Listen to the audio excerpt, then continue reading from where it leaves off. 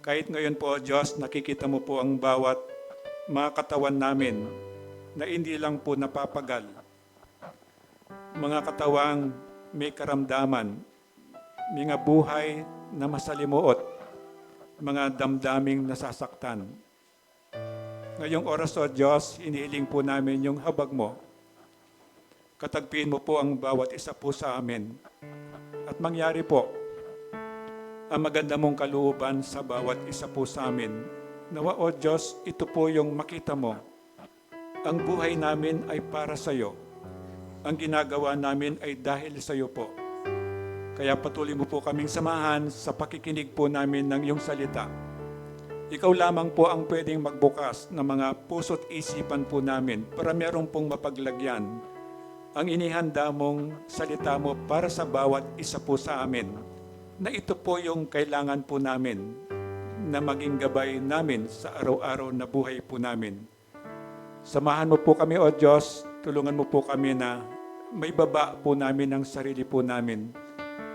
May taas ka po namin at may taas din po namin yung kapwa po namin. Pinupuri ka po namin, O Diyos, at pinapasalamatan. Salamat po sa pagkakataong binigay mo po sa amin na masamba ka namin ngayon sa Espiritu at katotohanan. At salamat po, Diyos, sa dami-dami ng mga tao. Kami po yung pinili mo. Nakatagpuin mo po sa lugar na ito, O Diyos. Kaya makita mo po sa puso po namin yung pagpupuri at pasasalamat sa iyo, O Diyos. Huwag ka pong magsawa sa amin. Samahan mo po kami. Tulungan mo po kami. Ito po yung dalangin ko sa pangalan ni Kristo. Amen and amen. Pwede pong umupo.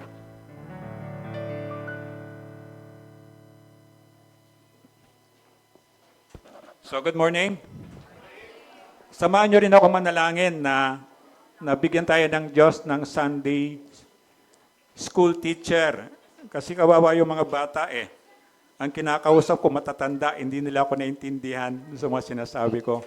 So sana sa madaling panahon, bigyan tayo ng Panginoon ng magtuturo sa ating mga bata na kumonti ng kumonti.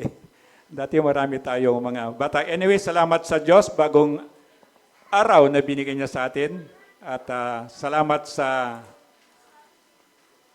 Ang buong mundo ngayong Sunday, nagse-celebrate ng Thanksgiving.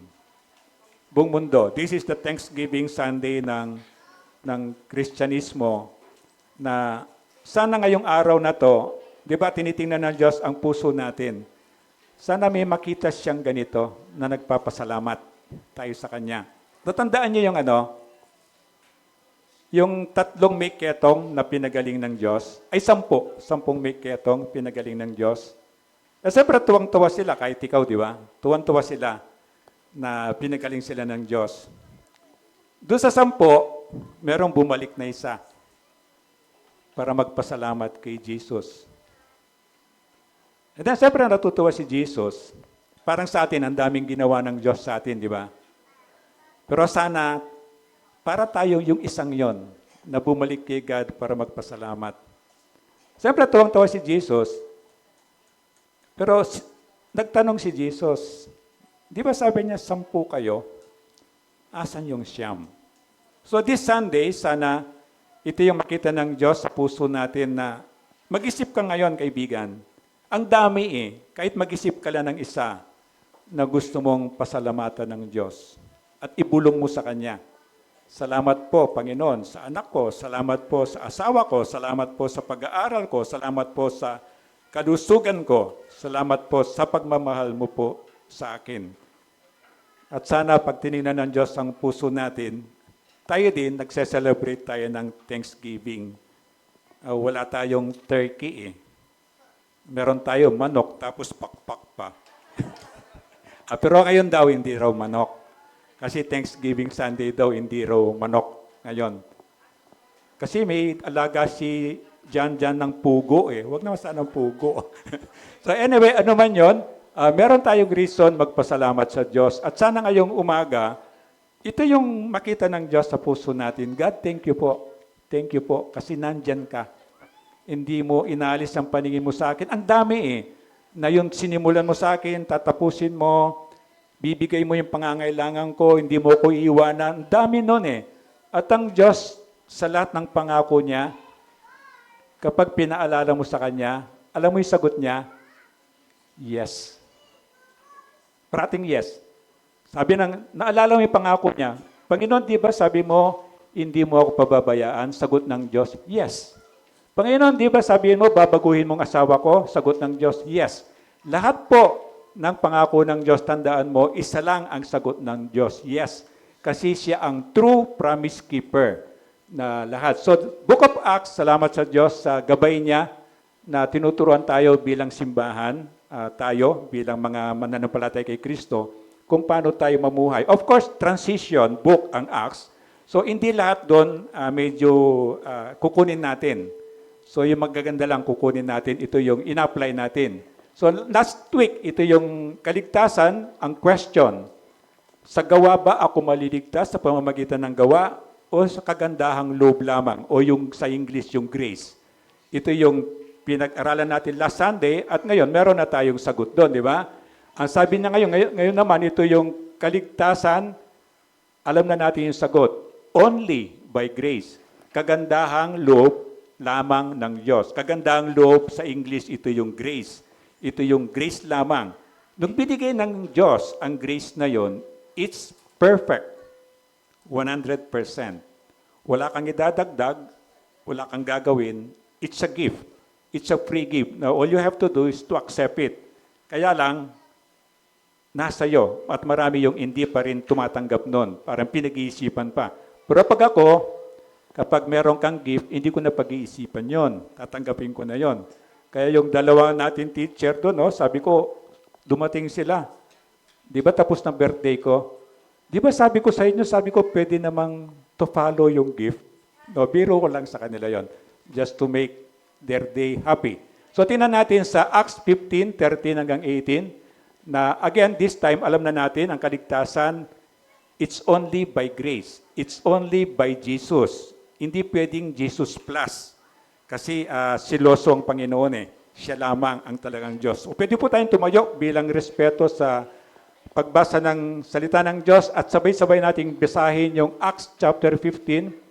Sundan natin yung last week sa verse 13 hanggang 18 tayo today. 13, pagkatapos, si Santiago naman ang nagsalita. Mga kapatid, makinig kayo sa akin. Katatapos pa lamang isalaysay ni Simon kung paano unang ipinamalas ng Diyos ang kanyang pagkalinga sa mga hentil upang mula sa kanila ay may mga mapabilang sa kanyang bayan. Ito ang sumasang-ayon sa ipinahayag ng mga propeta tulad ng nasusulat. Pagkatapos nito ay babalik ako at muli kong itatayo ang bumagsak na kaharian ni David. Muli ko itong ibabangon mula sa kanyang pagkaguho upang ang Panginoon ay hanapin ng iba pang mga tao, ng lahat ng mga hentil na tinawag ko upang maging akin. Ganon nga ang sinabi ng Panginoon na nagpahayag ng mga bagay na ito mula pa noong una. Amen. Panginoon, samahan mo po kami. Ang kapangyarihan po ng banal na Espiritu mo po, ang mangusap sa bawat Espiritu po namin, para hindi lang po namin marinig yung katotohanan, kundi ito po ay idikit mo sa puso't isipan po namin. At ikaw po yung magpaliwanag para magamit po namin ito sa araw-araw na buhay po namin. Maparangalan ka po namin ngayon sa oras na pakikinig po namin. Tulungan mo po kami.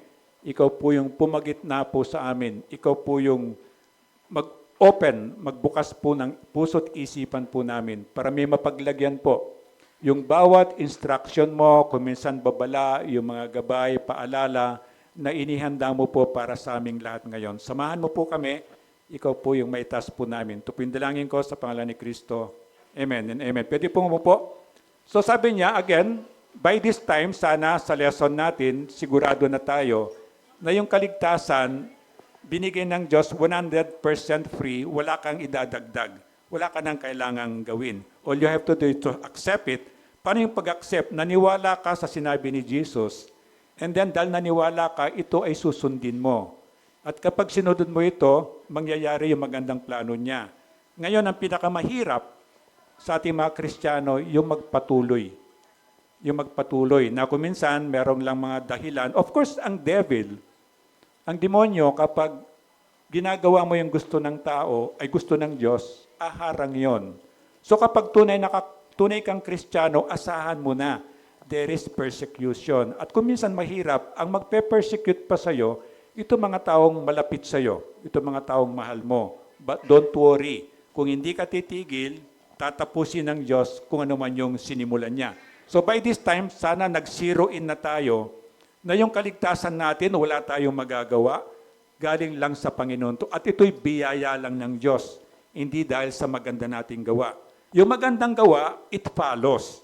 Kasi nga, dahil nagpapasalamat ka sa kabila ng, nagpapasalamat ako sa kabila ng karumihan ko, ng kasalanan ko, minahal pa rin ako ng Diyos, ito yun eh. Automatic gusto kong gumawa ng kabutihan kasi pasasalamat ko sa Diyos yon. At yun ay kagalakan kong gawin. Na kahit hindi mo ako sweldoan, gagawin ko pa rin yun kasi pasasalamat ko sa Diyos na alam ko kung hindi ako tinulungan ng Diyos, sa impyernong punta ko eh. Kasi hindi ko kayang bayaran yung kasalanan ko. So ito yung hindi yung una yung gawa. Gumagawa ako nito para maligtas ako. Hindi tayo maliligtas sa pamamagitan ng ganon. Bagkus tayo ay susumpain. Kasi kahit na yung 10 Commandments lang, hindi na natin kayang sundin yun. At sabi ng Diyos, kahit nasunod ko pa yung 9, hindi ko nasunod yung isa, bali wala din yung 9. So by this time, sana lahat tayo ay sigurado na ng kaligtasan ko ay wala akong participation, wala akong contribution. Ang mangyayari noon, patuloy kang mapagpakumbaba. Wala kang ipagmamalaki, wala kang ipagyayabang, kasi lahat ng meron ka, bigay lamang ng Diyos yun. Na isinilang ako hubad, kaya nga pag namatay ako, hindi naman ako ililibing na hubad, siyempre, dadamitan naman ako, di ba? Pero nala siguro kung hindi walang salamin yun, ngayon mga salamin ngayon, di ba? So yung ganon. So with that, ang ganda eh. Nawawala yung, kasi nature natin yung mayabang, tama? O ako lang ba yun? Di ba? Nature natin yung makasarili, nature natin yung pagiging makasarili, makadamot, nature na yun eh. Parang, ako muna. Pero ang tinuturuan ng Diyos, kabaligtaran eh. Yung sacrificial love, di ba? Ikaw na, ako na lang yung magpapasensya. Yung ganon. So ito yon, sana dito man lang, klaro tayo na para sigurado ang ating kaligtasan. And then yung grace, alam na natin yan, yung grace nga, ito yung kagandaang loob ng Diyos. Alam na natin, di ba? Ano yung grace? Ano yung kagandaang loob? Ito yung tinatanggap mo na hindi ka karapat dapat tumanggap. Sa simpleng ano lang niya, pagpapaliwanag, ang sweldo, hindi siya grace kasi pinagtrabahuhan mo yon eh. Ngayon, ang kaligtasan, hindi natin pinagtrabahuhan. So, grace siya. Kagandahan loob lamang ng Diyos, kahit hindi tayo karapat-dapat, binigay niya sa atin yun. Kaya pag naniwala ka, sabi niya, hindi ka na mapapahamak sa impyerno. Bagkus magkakaroon ka ng buhay na walang hanggan sa langit. And then yung gawa, dahil sa pasasalamat na nga. Mabuting tao ka, binago ka ng Diyos, automatic yon. Automatic yung gustong-gusto mong gumawa ng mabuti. Gustong-gusto mong tumulong, gustong-gusto mong maglingkod, gustong-gusto mong magparaya, na kahit isa lang yung kinakain mo, ibibigay mo pa. Kung minsan, susubo mo na lang. Di ba? Nakaganon na, oh. Tapos sabi ng bata, Pastor, ano yan? Alam mo na yon, gusto lang niyang hingin yon. Nahiya lang siyang hingin yon. Tatanungin, ano yan? O sasabihin ko, mansanas. Alam niya mansanas, di ba? Tatungin ng bata, masarap ba yan?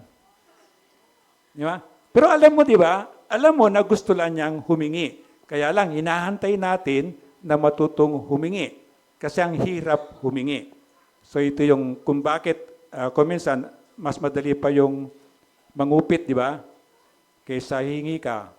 Sa tatay ko, pag Kapampangan, kapag, alam mo yung expression nila yung mura, yung nagmumura, kapag humingi ka, sabi niya, sa Kapampangan, di ba, hingi ako ng piso. Siyempre yung piso nung araw malaki.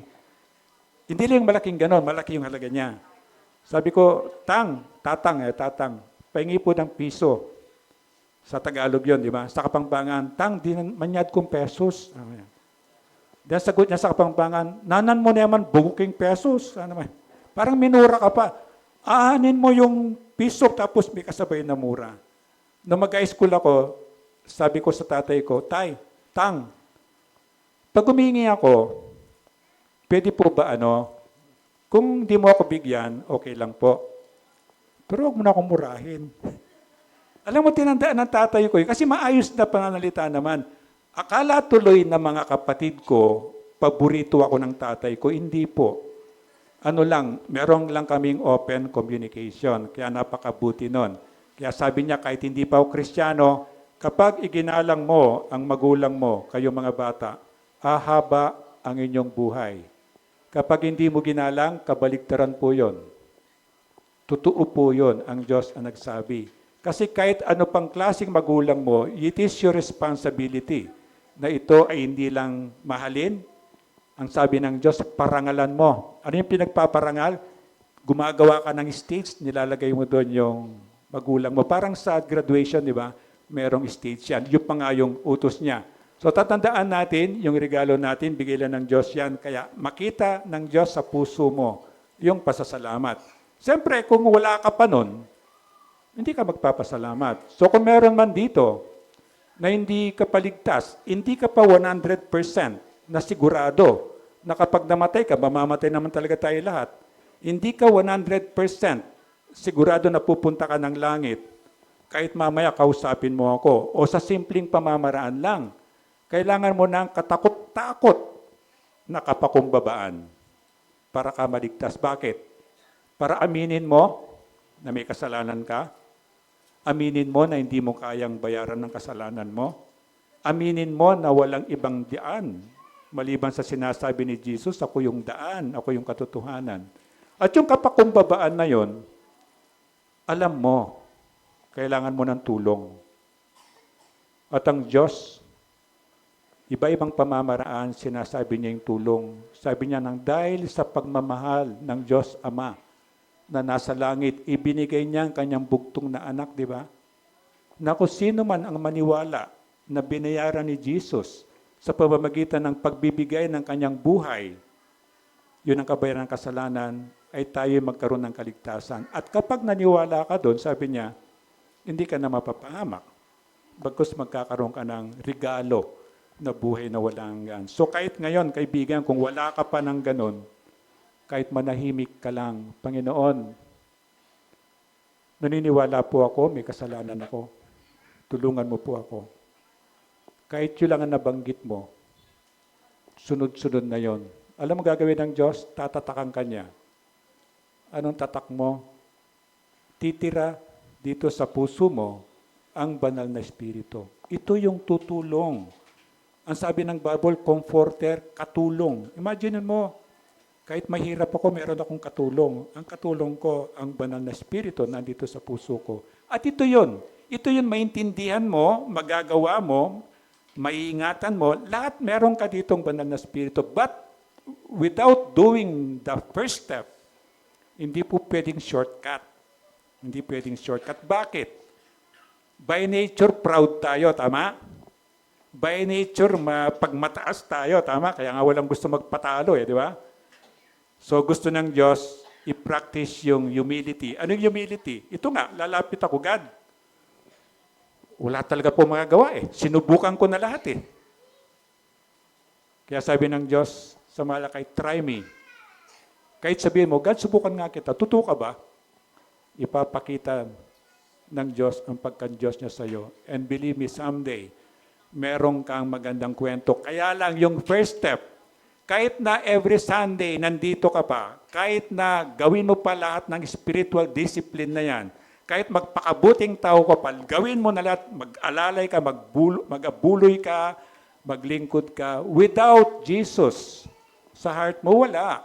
Pagdating ng araw, pagharap natin sa Kanya, sabihin niya sa iyo, God, perfect attendance po ako. God, tumutulong po ako. Hindi naman po ako pumapatay. Mabait na tao po ako, nag-aabuloy po ako. So, at sasagot ng Diyos sa'yo, possible na sagot niya kung wala ka relationship, nandito ka, alis ka diyan. Kahit noon, hindi kita kilala. So, the first step, hindi siya pwedeng lampasan. Parang hagdanan. Dito, ilang steps yung hagdanan natin? Kasama sa rapol sa Christmas yan. Ilang steps daw. Pag alam, so alam niya yung ano, alam niya yung meron kayong tip ha, meron kayong tip. Hindi ko lang alam kung kasama yung ground floor. Hindi ko alam po. Basta alam ko, merong raffle question. Kung sino makakasagot na ilang steps yan, papunta sa temple, ewan ko, magmula sa third floor pa hanggang dito, meron daw siyang premyo. But anyway, ang sinasabi ko, doon ka sa first step, hindi ka pwedeng tumalon ng ganon, di ba? Hindi ka pwedeng tumalon ng ganon. Kahit na magsuot ka pang yung costume ng Batman o costume ng Spider-Man, dada ka pa rin sa first step bago ka makarating sa taas, tama? So, gano'n lang po siya kasimple. Kaya kung wala ka pa doon, ngayong kaibigan, gawin mo na yon. Maniguro ka na.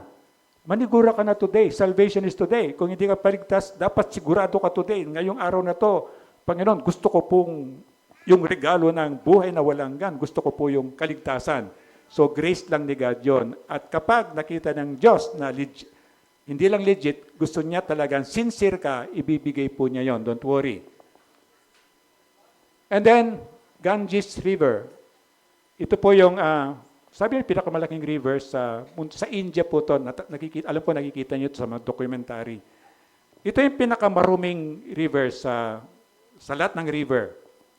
And then, yung tubig niya, dahil sa dumi niya, hindi mo rin pwedeng gamitin sa halaman. So, nakuha niyo, na mamamatay yung halaman. Ganun sa karumi. So, hindi mo rin pwedeng ipaligo, hindi mo rin pwedeng gamitin panglinis, pangluto, lalo na ito, 450 million. Tayo 115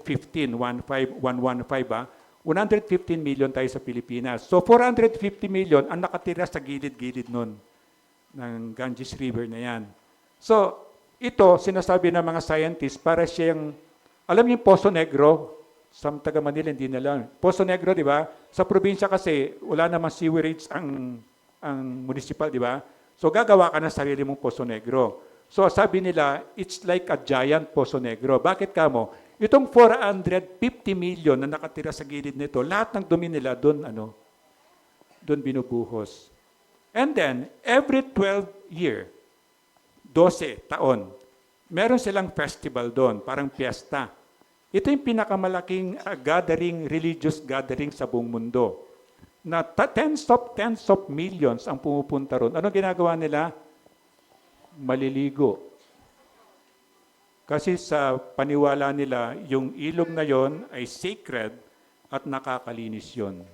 Imagine mo yon. Because of hindi nila alam ang katotohanan.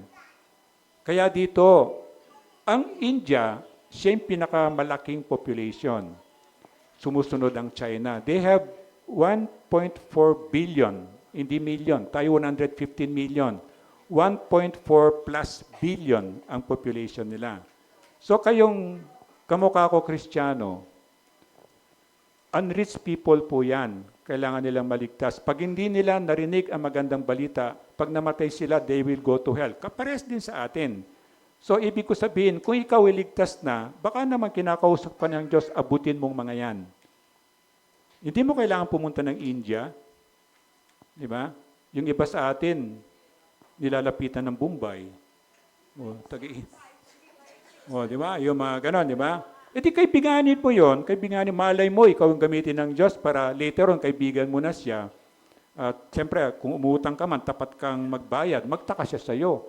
Ba't tapat ka magbayad? Parang ganon. And then, makita mo, pwede kang gamitin ng Diyos para may bahagi mo ang ebanghelyo ng kaligtasan. Yan sa ospital natin dito, di ba? Sa Pasay Gen, napansin ko puro mga estudyante, puro mga Indian, di ba? Tapos dito makikita ko maraming lumalakad diyan eh. So ibig sabihin ito 'yon, magkaroon tayo ng heart sa puso natin na ligtas ka na. So okay ka na laban doon.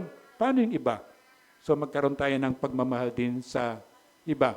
So nakita mo hanggang ngayon, billions of people hindi nila alam ang katotohanan. Kapag nalaman nila yung katotohanan, sa tingin mo, hindi ititigil ni God yung piyestang yon na naliligo sila sa pinakamaruming tubig na ilog sa buong mundo. And sabi nga sa Hebrews 10:14, sa makatuwid sa pamamagitan lamang ng isang paghahandog ay kanyang ginawang ganap magpakailanman ang mga nilinis ng Diyos. So kung ikaw ay tunay na Kristiyano, nung nilinis ka ng Diyos, nilinis tayo ng Diyos, binigyan tayo ng ng regalo ng kaligtasan, ito po ay ganap. Ibig sabihin, pag tinignan mo sa English version yan, perfect. Ito yung parang grace na rin. Wala kang idadagdag. So kung gusto mong umasenso, perfect yung plano ng Diyos. Kaya lang hindi siya nangyayari o nadidelay siya dahil na rin sa kuminsang katigasan ng ulo natin. Pero tatandaan mo, nung ibinigay ng Diyos yung ginawa niyang perfect yan, ganap. Wala kang dapat idagdag pa. At ang kasunod na salita niya, ano? Magpakailanman hindi siya temporary. It's a lifetime. Habang buhay ka rito, merong kang gabay sa Diyos, merong siyang binigay sa iyo na kaya mo. Kaya lang, parang parang merong kang martilyo, di ba? Ang ganda-ganda ng martilyo mo, 10 years na, pala mo bago pa. Hindi kasi hindi mo ginagamit. Huwag mo na may practice sa pamilya mo, di ba? Pwede yung martilyo yung katabi niya, pero huwag yung taong na yon. So ito sabi, tatanda mo, ganap yan, perfect yan. Meron yan. Ang problema mo lang, hindi mo ginagamit. So gamitin natin. And then, remember last week, pinag-aralan natin, nagtatalo-talo sila. Ano yung pinagtatalunan nila? Siyempre, mga Hudyo, para maligtas ka, ang dami nilang mga rules. Hindi pa sila satisfied sa 10 commandments. Ginawa na lang 613 commandments. Tapos, dinagdagan pa sila lang pinakakonti yung 25 volumes na Talmud, di ba? Yung isang volume, kailangan mong pag-aralan. Hindi yon dinesign para basahin lang. Kailangan mong pag-aralan in 2.5 years. 25 volumes yung pinakamaliit. Meron pa nga 42 volumes. Kailangan ka po pang matatapos yun, di ba? Ang pinagtatalunan nila, tayo, mga hentil, ang turo ng Diyos, dahil matigas ang ulo ng mga Hudyo, gusto niyang maligtas tayo. Tama? Pero hindi natin kailangan maging Hudyo para maligtas. So ang nagalit sila sa mga nagtuturo sa kanila, itong Hudyo, tinuturuan, ligtas na sila. Tapos sabi niya, itong mga hentil, naliligtas sila. Ano lang requirement? Maniwala lang. So ikaw na Hudyo, ang hirap-hirap mong gawin yung mga rules na yon. Tapos may papasok na hentil. Ang tingin mo sa mga hentil, marumi, katulad nun. Ang Bible, yung Ganges River na yan, ang makikita mo sa Bible diyan, yung mga nanay, pinapaagos sa kanal yung anak nilang baby bilang handog doon sa Diyos ng Ganges River. So imagine mo yun, because they do not know, hindi nila alam yung katotohanan. So ito yun, ito ikaw na Hudyo, ang dami mong rules, tapos itong hentil na ito, pag-ano to, sumasamba sa Diyos-Diyosan, marumi yan. Naniwala lang siya, naligtas na siya. Ito yung pinagtatalunan nila. And then siyempre, para matapos, pag merong pagtatalo, kailangan magkaroon ng meeting, di ba? Ito yung kasunod, pagtatalakay, pinagmeetingan nila. O sige, dapat bigyan natin solusyon tong problema. At ang susundan natin ngayong araw na to, ano yung resulta ng pagtatalo nila, maayos, then pagtatalakay, ito yung susundan natin ngayong umaga. And then, ebidensya ng kaligtasan through grace, kahit sa sarili mo, makikita mo to. Kasi matututo kang magpakumbaba. Kasi alam mo yung kaligtasan mo, biyaya lang ng Diyos. Mawawala yung, alam mo yung attitude ng Christians na iba na holier than thou, parang sa tingin ko, mas banal ako kaysa sa'yo. Napakadelikado po no, sa Christian. Sa Christian, yung kami ang tama, kayo ay mali, napakadelikado po nito. Ang tunay, na isa sa mga tunay na ebidensya ng tunay na grace ang kaligtasan mo, kagandaang loob ng Diyos, kapakumbabaan po. Na sinabi ni Jesus, hindi ako dumating para paglingkuran. Dumating ako para maglingkod. At makikita mo sa sarili mo, tuwang-tuwa kang paglingkuran yung mga kapatid mo. Ito po yung malinaw na ebidensya niyan. And then pangako ng propesiya, alam na natin kung bakit ginagamit nila yung Old Testament, kasi familiar sila sa Old Testament, wala pang New Testament eh. Diba? Wala pang New Testament. Kaya ito lang alam nila, Old Testament. Kaya ginagawa ng mga pinili ng Diyos, sila Pedro, sila Pablo, kinoconnect sa Old Testament. Ito yung alam nila eh. So nakita niyo, sabi niya, yung propesiya, yung hula ng araw nangyari, ito yon. Yung mga pangako ng propesiya nangyari, ito yung ebidensya para maniwala itong mga taong binabahaginan nila ng salita ng Diyos. And then 13, sabi niya, pagkatapos Tiago naman ang nagsalita. Mga kapatid, makinig kayo sa akin. Sino si Santiago? Ito yung kapatid ni Jesus. Remember kaya, si Mary, hindi siya nanatiling virgin. Pagkatapos ipanganak si Jesus, kasi kailangan niya magkaroon ng dugo ng katawang tao para mabayaran niya kasalanan natin, nagkaroon ng anak si Mary kay Joseph. At isa sa mga anak niya, si James o si Santiago. And then ito, nung una hindi naniniwala kay Jesus Meron kang mababasa sa Bible, di ba? Pag piyesta sa Jerusalem, kasi nasa Bethlehem, Nazareth sila, di ba? Nakikita nila, maraming followers si Jesus, di ba? Kapatid nila, kuya nila. And then sabi niya, Kuya, ba't di ka pumunta sa Jerusalem? Kasi may nagbibigay ng mga regalo, mga gano'n, di ba? Pero hindi sila naniniwala na may kapangyarihan bilang Diyos si Jesus. Kailan naniwala si Santiago? Natandaan nyo, nung ipinako si Jesus, nandun si James. Nakita niya yung kung paano pinatay si Jesus dahil sa kasalanan ng tao sa buong mundo. And then nakita niya kung paano inilibing at kung paano nabuhay muli after 3. Ikaw ba naman nakakita ka nun, hindi ka pa maniniwala? Kaya sabi ko nga, ang pinakamahirap na i-evangelize kuminsan sa akin ang Pilipinas po. Kapag nag-share ako ng gospel, Pastor, alam ko na yan. Sige po, Pastor, pag-iisipan ko po. Titinan ko po. Kasi, Pilipino ka, bata ka, alam mo si Jesus, tama? So, nakalakihan mo yon. And then, kilala mo si Jesus dito lang. Kaya sabi ni Waki kanina, nag-almusal kami, Pastor, sabi niya, ano pong ibig sabihin nung sinabi ni Jesus na, di ba sabi niya sa mga tao, hanggat hindi mo kinakain ang aking laman, hindi mo inom ang aking dugo, hindi ka pwedeng maging kaparti ko, sabi ni Jesus. Tinanong ni Waki kanina. Kaya, di ba sa kwento, nag-aalisan yung mga tao, abay, ano to, kanibal? Kailangan mo uminom ng dugo niya. Ang sinasabi niya doon, kapag naniwala ka kay Jesus, yung pananampalataya, para siyang ininom mo, para siyang ikinain mo, parang ipinapamuhay mo, hindi lang po siya dito. Hindi lang sa emotion mo, kundi sabi ni Jesus, kailangan mo akong pumasok ako sa katawan mo, parang dugo ko na iinumin mo, katawan ko kakainin mo. Ito ipapamuhay mo, yung tinuturo ni Jesus, hindi lang siya head knowledge. So ito yung sinagot ko kay Waki kanina. So ito sabi niya, si Santiago, nakita niya yon na itong kuya niya dapat lumaki na for 30 years. Siyempre, less than 30 years, younger sa kay Jesus. Nakita niya, pero hindi sila naniniwala. Until more than 3 years ang ministry ni Jesus, di ba? So ibig sabihin, nakita nila yung ginagawa ni Jesus bilang Diyos ng 3 years, more than 3 years, hindi pa rin sila naniwala. Naniwala na lang sila, itong kapatid ni Jesus na si Santiago, nung ipako na si Jesus.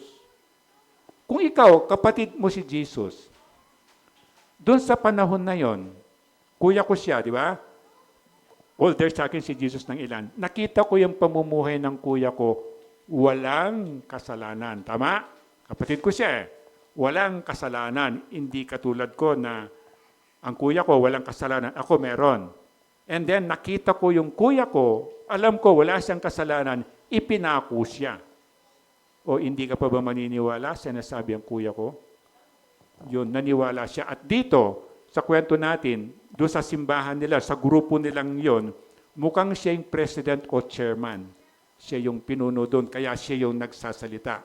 And then sabi niya 14, katatapos pa lamang isalaysay ni Simon kung paano unang ipinamalas ng Diyos ang kanyang pagkalinga sa mga hentil. Again, tayo ang hentil, ang ibang tao, Hudyo, upang mula sa kanila ay may mga mapabilang sa kanyang bayan. So bakit umabot sa atin? Sila yung pinili ng Diyos Ang plano ng Diyos, sila yung gagamitin para mag-evangelize sa atin. Pero dahil sa katigasan ng ulo, umabot sa atin ang salvation. At ngayon, pakinggan nyo ito. Ang pabor ng Diyos ngayon, nasa mga Gentiles.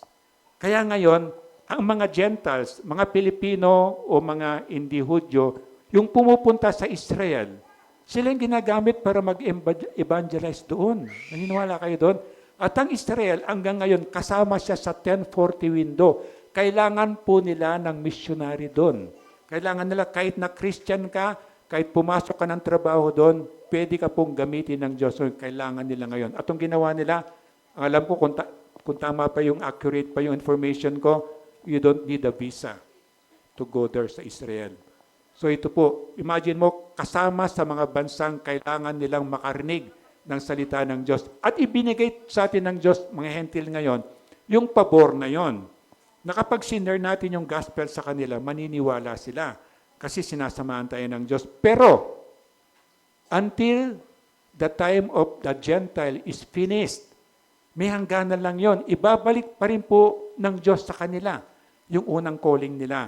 At kapag binalik yon, ako, Gentile ako, Pilipino ako, abay pwedeng kahit na mag-share ako ng gospel doon, wala na. Pwedeng wala na kasi yung pabor tapos na. Pero ngayon po, kung God is calling you to become a missionary, this is the time po. Ang pabor ng Diyos nasa atin pa. Gagamitin tayo po ng Diyos. Hindi lang Israel. Nagkalat po yan. Nagkalat ang Pilipino, lalo na sa mga Middle East. Meron po talagang proper way of evangelism para ma-reach out sila. Yung buhay mo, yung testimony mo, makita nila yung tunay na Kristiyano sa pamumuhay mo. Higit pa po yun kuminsan doon sa narinig na salita. Di ba sabi niya, actions speaks louder than words. Ito po yun eh. Kahit wala ka sinasabi, pero nakikita nila ang pamumuhay mo'y maka-Diyos, pwede po silang maniwala. At hindi pa nakakatagal, sa kwento natin, mga 10 years ago pa lang, remember, si Cornelius, isa siyang hentil. Remember, hinanda ng Diyos ang puso ni Cornelio, isa siyang pinuno, mayaman, pero hentil, Gentile siya, at hinanda niya si Peter sa pamamagitan ng pangitain, natanda yung kwentong yon. And then pinagtagpo ng Diyos yon. And then katunayan, nung binabahagi ni Peter, yung magandang balita ng kaligtasan kay Cornelio, pamilya niya, kapitbahay niya, kamag-anak, ang dami. Pagdating nila, ang dami palang mga tao doon. And then, hindi pa natatapos magpahayag si Peter.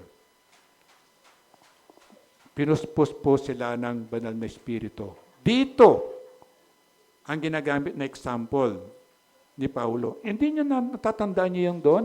Hindi sila naging Hudyo muna. Hindi sila nagpatuli. At hindi nila kailangan sundin yung 10 Commandments, yung 613. Pero biniyaan sila ng Diyos ng kaligtasan. Dito po nila kinukunek. Na ito, hentil to, parang tayo, hindi natin kailangan maging Hudyo. Hindi natin kailangan sundin yung 10 Commandments. Hindi natin kailangan sundin yung 613. Ang 10 Commandments, ginagamit ng isang tunay na Kristiyano bilang gabay. Nakuha niyo yung difference niya? Hindi ko ginagamit para maligtas ako. Ako ligtas na ako, di ba? Di ba, ligtas na ako. Pero kailangan ko yung 10 Commandments. Bakit? Para alalahanin ko. Kaya sinabi ng Diyos, huwag ako magnakaw. Kasi nagnakaw na ako eh. So, magiging gabay ko yun, hindi na ako magnanakaw. Pag sinabi ng Diyos, huwag kang magsinungaling, kasi alam ng Diyos, nagsinungaling na ako. Ito yung magandang gabay natin. Kasi para hindi na tayo ulit-ulit sa kasalanan na yon. And then 15, sabi niya, ito ay sumang-ayon sa ipinahayag ng mga propeta tulad ng nasusulat. Kasi nga, alam nila yung Old Testament. Old Testament, dito nangungusap ang propeta. Kasi wala pa, nandun na si Jesus pero hindi pa siya nagkatawang tao. Wala pang Bible. So pag may gustong sabihin, ang Diyos sa mga tao, sasabihin niya sa propeta, tapos ang propeta magsasabi sa mga tao. So pwede nating matutunan din ngayon, sa generation natin, parang hindi na kailangan ng propeta kasi meron na tayong complete Bible. Meron tayong 66 books ng Bible, kumpleto to, wala nang idaragdag, wala nang ibabawas. So malamang, para maisip natin, hindi natin kailangan ng propeta. So, huwag niyo akong tatawaging propeta Ed, ha? Hindi, hindi na biblical yon. So sabi niya, kinote niya yung nasa Amos. Ito yung nasa Amos mismo, itong babasahin natin. Hindi ito yung sa lesson natin. Kinote lang niya, dito niya kinuha sa sabi ng propeta sa Old Testament. Sabayan niyo ako, sa araw na iyon, ibabangon kong muli ang nawasak na kaharian ni David. At aayusin kong muli ang mga nasirang dako. Ibabalik ko ang mga guho, itatayo kong muli, iyon kagaya nung una. Sa Amos yan na. And then, 12. Sa gayon ay sasakupin ng HDM 313. Ay, sasakupin ng Israel ang nalalabi sa lupain ng Edom at ang lahat ng bansang dati aking pag-aari. Sabi ni Yahweh na siyang gagawa ng mga bagay na ito. And then, ito yung sa lesson natin. Hindi siya kinote verbatim, hindi word by word, pero medyo loose ang pagkakot niya, pero doon niya kinuha. Sabi niya, pagkatapos nito ay babalik ako. At muli kong itatayo ang bumagsak na kaharian ni David. Muli ko itong ibabangon mula sa kanyang pagkaguho. This is a prophecy during the time of Prophet Amos, di ba? Ngayon sinasabi dito sa Acts na to. Ibig sabihin, kino-comfort niya. Binibigyan niya ng assurance itong mga Hudyo na hindi permanent ang pagpaparusa ko sa inyo mga Hudyo. Ibabalik ko rin sa inyo. Kayo pa rin ang tunay na pinili ko. Kayo pa rin ang gagawin ko someday. And this is in the future. Sabi niya, babalik ako. Kailan siya babalik? Parang kino-comfort lang niya. Yung plano ko na kayo ang pinili ko, hindi ko pa binabago yon. Kaya lang ko kayo. Halimbawa, inantulad niya yung tree. Kaya ko pinutol yung mga sanga kasi hindi namumunga. And then sabi niya, idinugtong ko yung ligaw na sanga. Sino yung ligaw na sanga? Tayo. Kaya pinalalahanin tayo. Ngayon, nasa inyo yung pabor ng Diyos, kayo mga Gentiles. Pero mag-ingat kayo. Kung yung original na sanga, pinutol ko. Ikaw pa kaya na dinugtong ko lang. So ito yon. Sabi ng Diyos, ito yon. Idudugtong din kita kung dumating yung oras na maniniwala ka na sa akin. Hanggang ngayon, marami pa pong hindi naniniwala. At ako gusto ko, kung bata-bata pa ako, gusto ko mag-missionary sa Israel. Madali lang pag-aralan ang lingwahe nila. Hindi siya ganun kahirap. And then sabi niya, ibabangon mula sa kanyang pagkaguho. Hanggang ngayon po, punta ka ng Israel, guho pa rin siya. Hindi pa natatayo. Remember yung sabi ng Diyos noon na nung nakita niya Jerusalem, umiyak siya. Jerusalem, Jerusalem, kung alam mo lamang, dahil ang pagmamahal ko sa iyo, para akong inahing manok, sabi niya, gusto kong pumunta ka sa ilalim na aking pakpak at iingatan kita. Pero ang sabi ng Diyos, pero ayaw mo. Pinadala ko ng propeta, pinagpapatay mo pa siya, sabi niya. And then, kapag hindi ka tumigil, sabi ng Diyos, hahayaan kong talunin ka ng kaaway mo. Walang dalawang bato ang matitirang magkapatong. Flat to the ground. Hanggang ngayon po, nandun sila sa status na yon. Ano nangyari? 70 AD. 40 years after na mamatay si Kristo, pinasakop ng Diyos ang Israel, tama? Yun, sinira nila lahat yun. Katulad ng sinabi ni God, 70 years ago, sinabi niya. At dito sinabi niya, yung ginawa ko, kung makikinig ka, parang sa atin, kung makikinig ka, itatayo kita uli. Yung pagkalugi mo, sasagana ka uli. Yung pagkasakit mo, gagaling ka uli. Yung pagiging mangmang mo, tatalino ka uli. The same. Hanggang ngayon, the same. Babalikan kita, tatapusin ko ang lahat ng sinulang ko sa iyo. Kaya lang, kailangan mong makinig. Kailangan mong maniwala. Kailangan mong sumunod. Ang pinakamahirap pa, pagkatapos doon, kailangan mong magpatuloy. Sa Kristiyano, iwasan mo yung tampururot, saka yung balat sibuyas. Ginagaya mo si Kristo eh. Si Kristo nga, pinapatay na, ginagawa lang niya. Gagano lang siya para hindi siya mapatay. Kasi hindi pa tapos ang mission niya. The same sa'yo. Hindi pa tapos ang mission mo. So sabi niya, huwag kang mag-alala, magpakatatag ka, lahat ng paalala ng Diyos sa atin.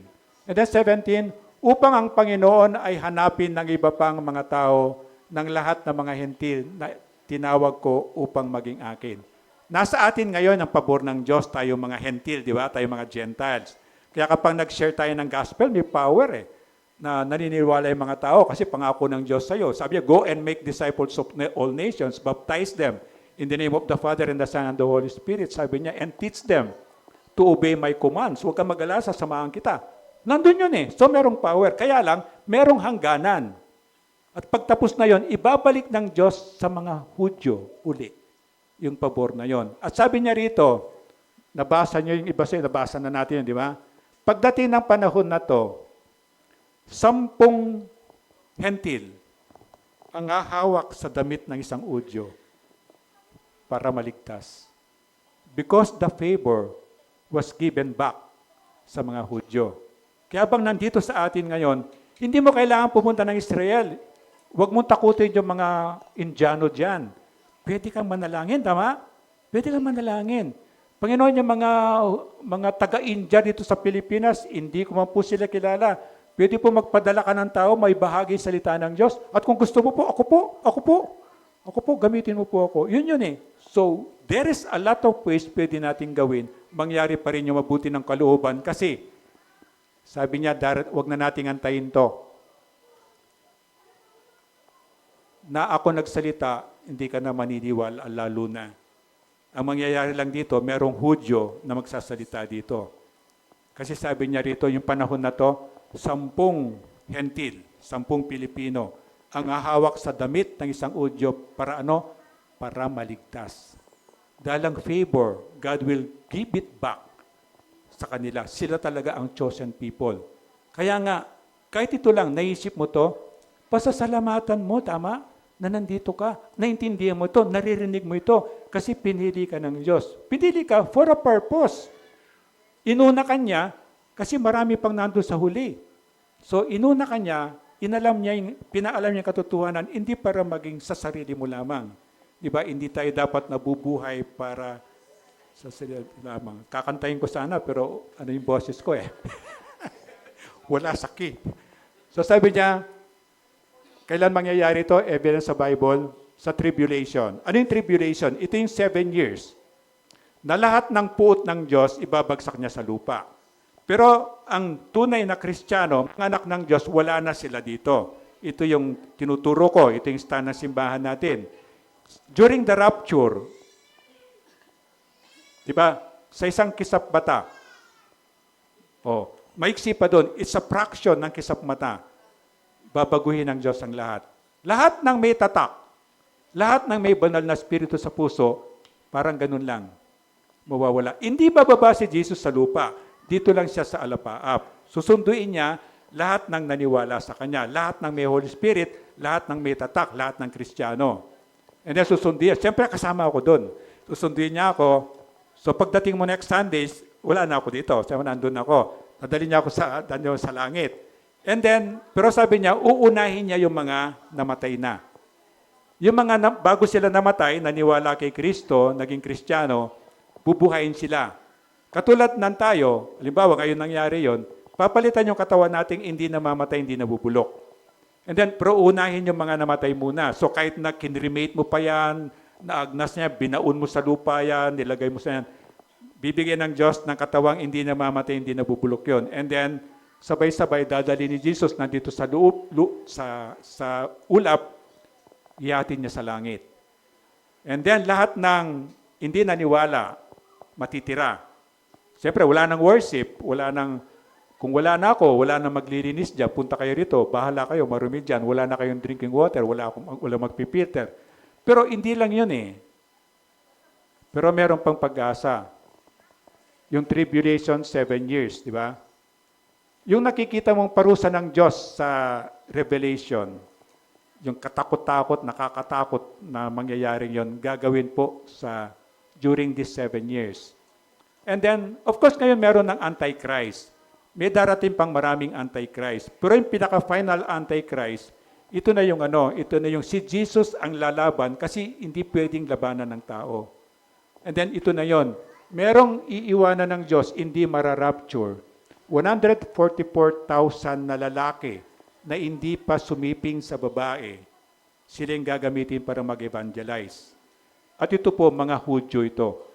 Isa sa mga proof na ibabalik ng Diyos sa mga Hudyo yung privilege o yung power na they will evangelize hindi lang ang Jerusalem, kundi up to the ends of the earth, buong mundo.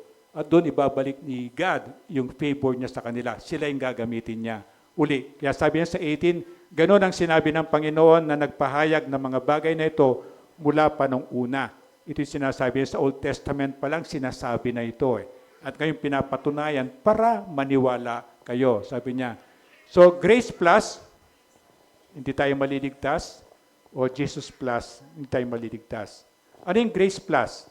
Biyaya ng Diyos, tinanggap ko, tapos sinasamahan ko ng magandang gawa, pagbibigay ng kabuloy, lahat ng yon, hindi po siya mag-work sa ganon. Only by grace. And then, Jesus plus, kailangan meron akong Jesus, meron akong Mary, meron akong Joseph, meron akong kung ano-ano. Meron pa akong Diyos na hindi walang pangalan. Hindi po siya mag-work doon. As simple as that. Only Jesus. Kaya sinabi ni Jesus, I am the way. Di ba meron tayong teacher doon, ma'am, di ba? Yung the is a perfect participle. Hindi sinabing, I am one of the ways. Sinabi, ako lamang ang daan. I am the way, the truth, and the life. No one can come to my Father's house in heaven except through me. Napakasimple po niya na sinabi niya siya lamang yung daan. And then, remember sa Cebu, yung nangyari sa nakaraang bagyo. And then, siyempre, binabatikos na yung Catholicism because of the idolatrous practice. Kasama po ako doon. Nung hindi pa ako Kristiyano, bata pa ako, pumupunta talaga ako ng Cebu kapag yung January Festival. Pagdating po talaga, siyempre hindi pa ako Kristiyano noon, lahat ng kalaswaan po, hapon pa lang nangyayari na. At hindi lang kami, international people will go there. Of course, pwede kang uminom sa kalye, pwede kang sumayang sa kalye, pero ang ending nun is yung orgy, sexual orgy. Ito na po yung... And then itong nangyari to, marami tayo nakita, di ba? And then nagsalita si Pope Leo.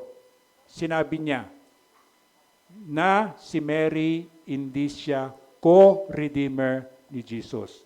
It's a good statement. Kasi binabatikos na sila na yung tinuturo ay hindi consistent with the Bible.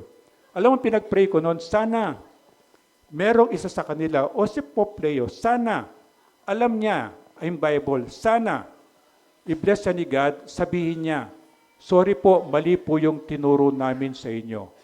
Hindi Diyos si Mary.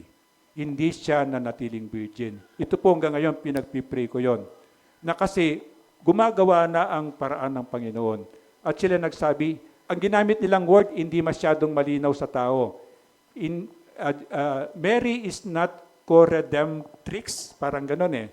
So, sana gawing malinaw na si Mary hindi katuwang ni Jesus para magligtas ng tao. Sana mas malinaw. Tapos sundan sana nila na si Mary po ay hindi siya Diyos. Bukod tangis ang pinagpala pero hindi siya Diyos. Sana ito yung abutin niya kung bakit nilagay ko po yan dyan. And then again, ito yung pagtatalo na pag-aralan natin. Ito yung pagpasya. So ngayong araw, again, kahit tayo individually, magpasya tayo. Saan ba talaga kukuya? Ano ka ba talaga, kuya? Ano ka? Christian ka ba talaga o Christian? Yung tunay na Kristiyano, mag-decision ka. It's a personal decision eh. Hindi mo pwedeng sabihin pag-harap mo sa Diyos, pagdating ng araw, ay doon po ako sa grupo ni Pastor Ed. Hindi po credit yun. Iarap tayo sa kanya pa isa-isa. Tatanungin niya, anong ginawa mo sa buhay mo? Ano yung naging pasya mo ba?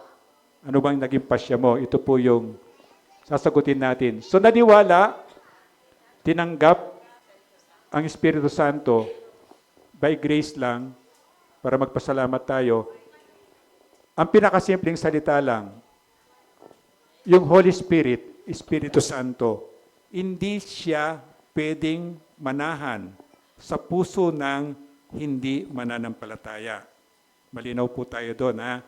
Yung libreng regalo ng Panginoon, yung tatak mo na banal na Espiritu, hindi siya mangyayari kung nakikita ng Diyos ang puso mo, hindi ka tunay na nananampalataya sa Kanya, aantayin ng Diyos yon. Kaya sana kung hindi pa doon, ngayong araw na to, today is the day of salvation, kayong ka na magpasya o mag-decide. At sabi niya, 19, nagpatuloy sa Santiago, kaya't ang pasya ko, sabi niya, siya yung chairman, di ba? Huwag nating pahirapan ang mga hentil at lumapit sa Diyos. Gawa, hindi siya pwedeng magbukay ng kaligtasan. And then, ang pinag-uusapan nila, for the sake of fellowship, para sa kasama mo sa ECF Center, medyo mag-ayos ka, parang gano'n, for the sake of the fellowship. And then, ano man ang ginagawa ko, sana ito yung stand natin. Kayo yung nasa isip ko. Ito po yung pinapractice ko every day. Every day, kahit na bago ko buksan ang pinto, kayo po yung nasa isip ko. I see to it na maayos. I see to it merong mainit na tubig. Yung mga ganon. At kagalakan po na paglingkuran yon kasi nga, ito yung tinuturo ng Diyos sa atin. Sacrificing love. Ito po yon. Na inisip mo, ginagawa ko ito kasi anak ko, kasi mahal ko. So ikaw na yung nagsasacrifice. Di ba ikaw na yung mahirapan, temporary lang yon. And then again, para maging graceful tayo sa iba, lahat po tayo nasa transition. So kung matatag ka na, isipin mo rin yung kapwa mo, hindi pa yan matatag. So ikaw na yung mag-adjust. Kasi lahat tayo, kumbaga sa nasa recovery process, from magiging sinful, nagiging righteous na. Yung holy, glory to glory, pakonti-konti po yon. And then 20, sa halip, sabi niya, sulatan natin sila, huwag silang kumain ng anumang inandog sa Diyos-Diyosan. Huwag makikiyapid, huwag kakain ng hayop na binigti at ng dugo. So, sa simpleng practice lang, kung alam ko na kasama ko ay dating iglesia ni Cristo, of course, alam ko hindi siya kumakain ng dugo, huwag ko naman siyang hapagan ng dinuguan. Parang ganun lang kasimple. Saka na lang ako kakain pag wala siya doon, kung gusto ko man yung, kasi may kalayaan na ako. So, yung ganong klaseng practice. And then, yan ba yung ulam natin? Kasi Thanksgiving Sunday, di ba? Ewan ko kung yan bang ulam natin. And then, 1 Corinthians 8, 9, 12, ngunit nag-ingat kayo, baka ang paggamit ninyo ng kalayaan, ito yon, kumain ng anumang pagkain ay maging sanhi ng pagkakasala ng mahihina. So, intindihin natin yung kapwa natin for the sake of fellowship. For the sake of fellowship, sabi ng Diyos, mahalin natin siya, mahalin din natin yung kapwa natin. So, wag natin siya masyadong pahirapan. Parang ganon. And then 12, sa ganong paraan, nagkakasala kayo sa inyong mga kapatid, kamukha mo Kristiyano, kaya't nagkakasala kayo kay Kristo. Sa panagkasala ako sa inyo, nagkakasala ako kay Kristo dahil sinugatan ninyo ang kanilang buthi. So ito yung mature Christian, hindi sa selfish, kundi inintindi rin niya yung kapwa niya. And then, rampant ngayon, sexual immorality. Ito na yung sexual immorality, kasi kahinaan ng panahon nila, kahinaan ng panahon natin, ito yung sexual immorality, yung kahalayan. At maraming klaseng kahalayan na yan. Anything outside marriage, it's a sin. Yung premarital, it's a sin. Homosexuality, bestiality, marami po yan. Ang kahalayan. At alam ko nararamdaman natin yan. Kaya kailangan natin ng biyaya ng Diyos kasi yung katawan natin, nararamdaman talaga yan. At kapag hindi tayo humingi ng tulong, hindi natin siya makakayanan. So yung porneia, salitang ginamit sa Bible, doon ang galing yung pornography, fornication, sexual sin. Bestiality, ito po yung nakikipagtalik sa hayop. Sa hayop. Ito mga to. And then, homosexuality. Ito yung gusto ko rin bigyan ng attention ng government, ipag-pray nyo. Masyado pong alarming yung pagkalat ng HIV. At ang findings nila, it's true homosexuality. So ito yung sana, anuhin ng gobyerno natin, hindi pinapublish para sana mag-ingat ang mga tao. And then 1 Corinthians 6:15, sabayan niyo ako, hindi ba ninyo alam na ang inyong mga katawan ay mga bahagi ng katawan ni Kristo? Kukunin ko ba ang bahagi ng katawan ni Kristo upang gawing bahagi ng katawan ng isang babaeng nagbebenta ng aliw? Sabi niya, hindi. So we have to be responsible. 1 Corinthians 6:18, iwasan ninyo ang immoralidad. Ang ibang kasalanan na gagawa ng tao ay hindi nakakasira ng katawan. Ngunit ang gumagawa ng immoralidad ay nagkakasala laban sa sarili niyang katawan. Kuminsan po, ito yung cause din ng mga physical disease na resulta po ito. And then, dahil sa kagandang loob ng Diyos, tayo ay naligtas. So, okay na tayo dyan, only by grace. Wala akong ipagyayabang na ginawa ko. And then, only Jesus. And then, pagpapasya, ito na, gamitin pa rin sa tama ang kalayaang natanggap ko mula sa Diyos. Ipakita natin ang pagiging matured Christian natin.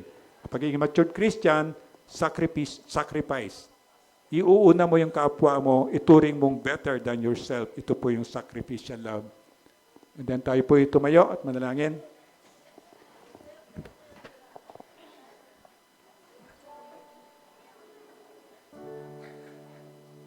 Maraming Diyos nasa langit, tunay nga po na muli ay pinakita mo yung pagka-Diyos mo po sa amin. Nawa o Diyos, lahat po ng salita na naipahayag ay sa biyaya po ng banal na Espiritu mo, ito po ay masala. Lahat po ng kung may nasabi po kung hindi kalugod-lugod, huwag mo pong hayaan, tandaan ninuman.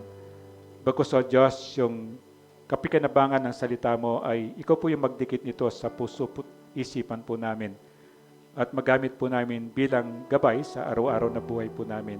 At salamat po sa pagkakataon na ma-observe po namin yung Holy Communion. Tulungan mo pong bawat isa sa amin.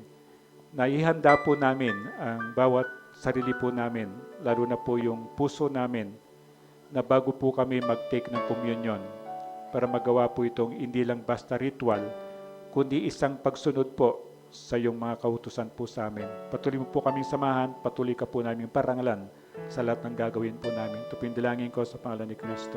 Amen. Pwede po umupo. So communion, ay prepare po natin yung puso natin. Kung may kasalanan na hindi naipahayag, this is the time na bago mag-communion, ikumpisal yung kasalanan, hingi ng tawad.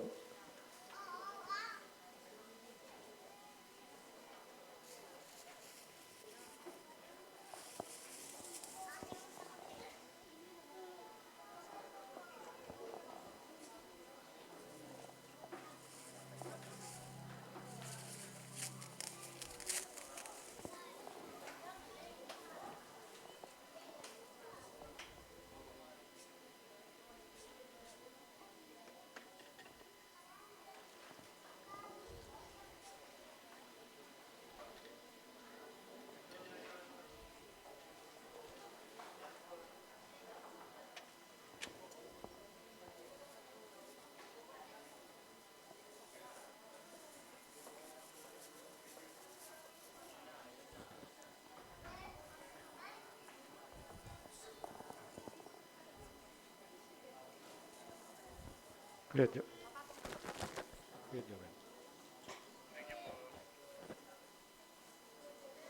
Meron na.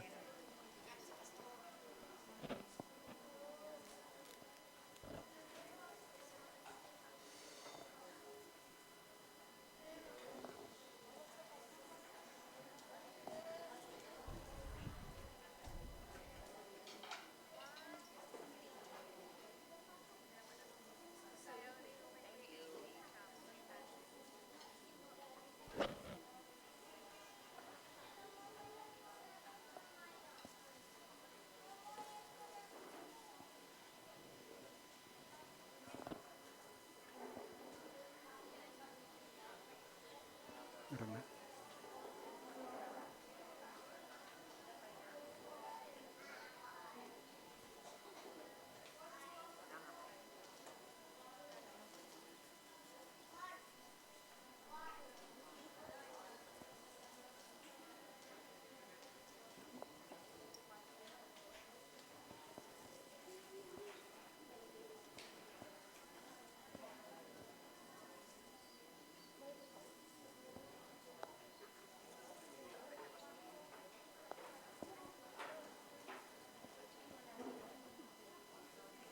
Namiss kita.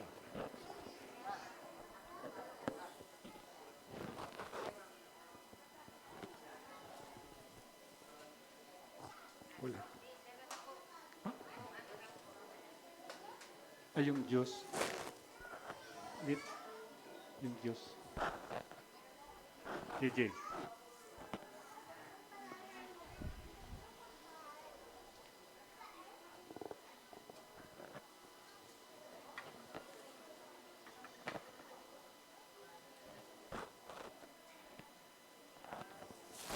Lahat po nabigyan na. Pag hindi pa nabigyan, pakitaas ang kamay para lalapit po yung usher.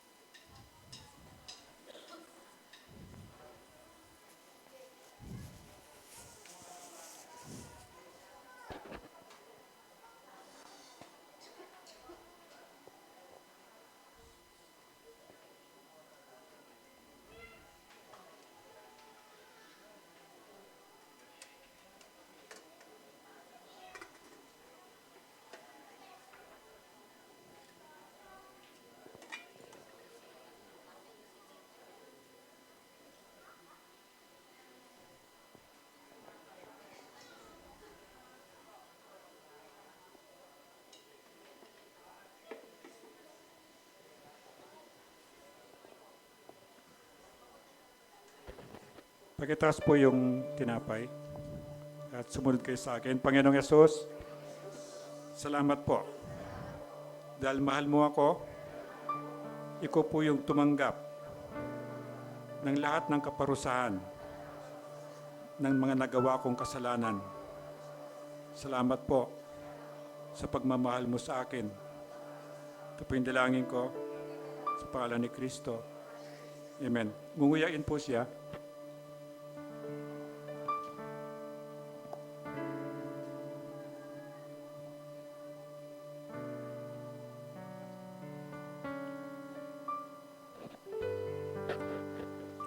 Pakitaas po yung cup.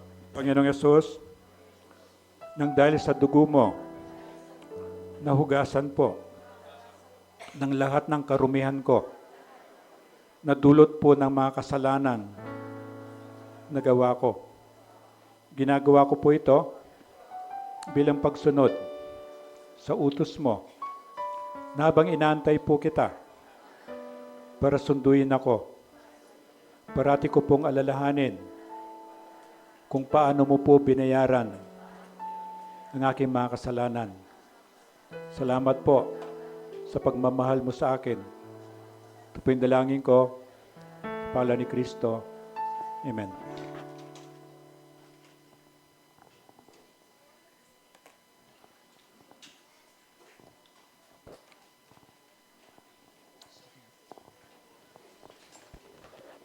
Salamat din sa Diyos sa pagpapala niya sa atin ng pagkakataon na may balik natin sa Kanya ang ating mga tithes and offering, a portion ng pagpapala niya sa atin. Sabi niya sa Hebrews 9:14, higit ang nagagawa ng dugo ni Kristo. Sa pamamagitan ng walang hanggang espiritu, inialay niya sa Diyos ang kanyang sarili bilang handog na walang kapintasan. Ang kanyang dugo ang lumilinis sa ating mga budhi, sa mga gawang walang kabuluhan upang tayo'y makapaglingkod sa Diyos na buhay. Amen.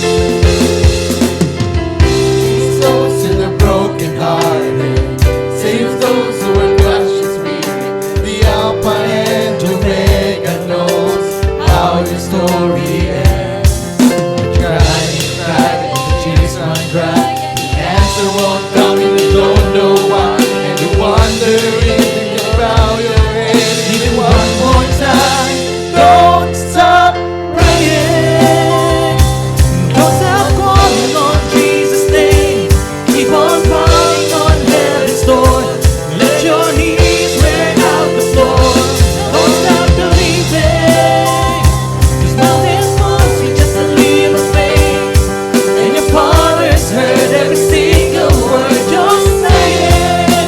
So don't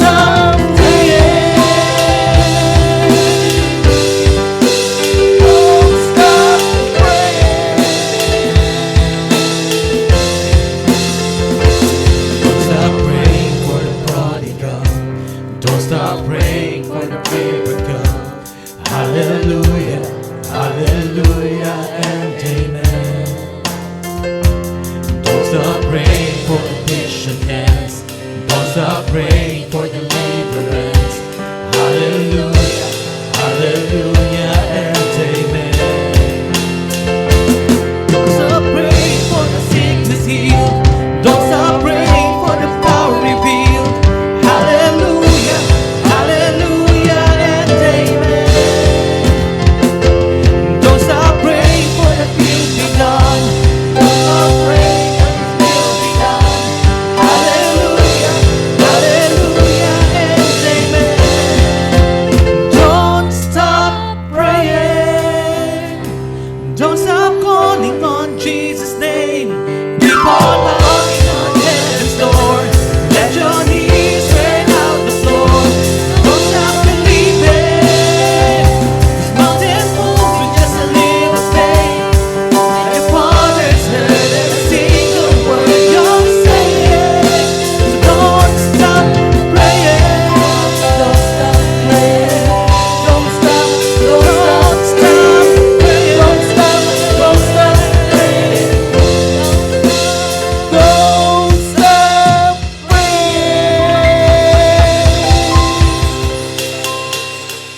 Pwede pong pumuno na. Meron ba tayong first timer today? Meron.